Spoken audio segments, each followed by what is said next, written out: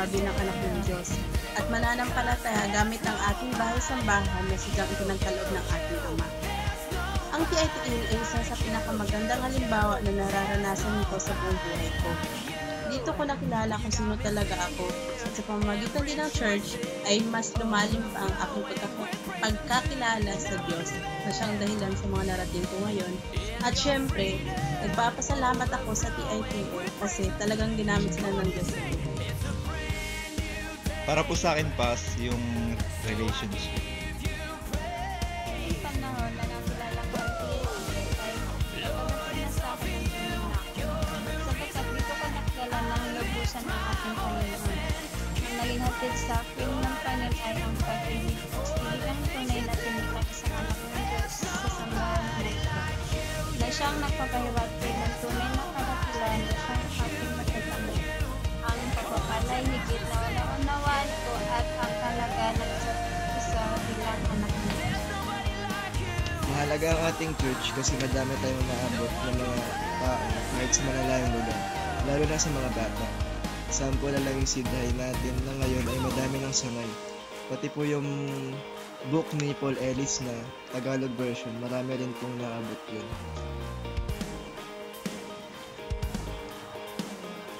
Ang isang pinahalagahan na kita ay ang pagkaroon ng komunikasyon or of family as Church of God. Relationship with one another po, Pas.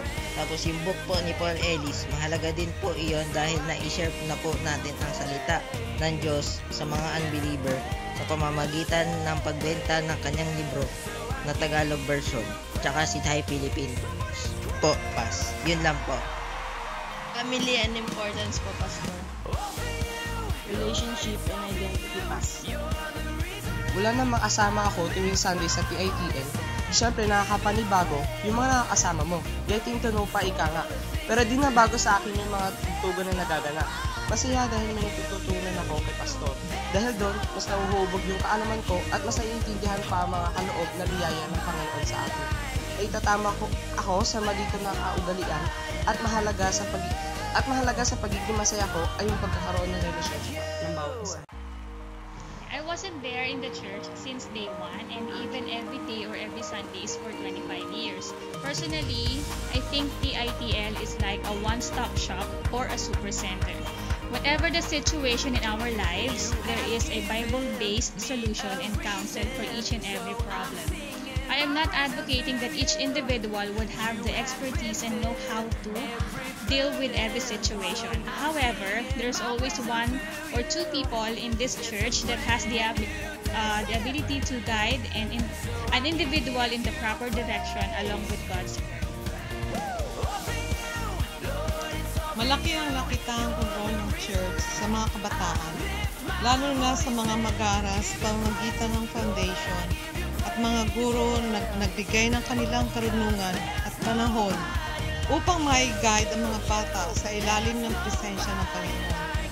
Nakita ko rin ang malaking role na nagawa through the CCT program ng government kung saan naging aktibo ang simbahan upang maipamulat sa mga magulang ang kanilang karapatan, lalo na ang responsibilidad sa lipunan at pamilya. Pero ang mas magandang bunga ay ang ilang magulang na nakakilala sa Panginoon. Napakahalaga ng ginampanan ng ating church sa pagmumulat ng ating kaisipan sa ating tunay na pagkakakilanlan kay Kristo at sa tunay na kahulugan ng grasya.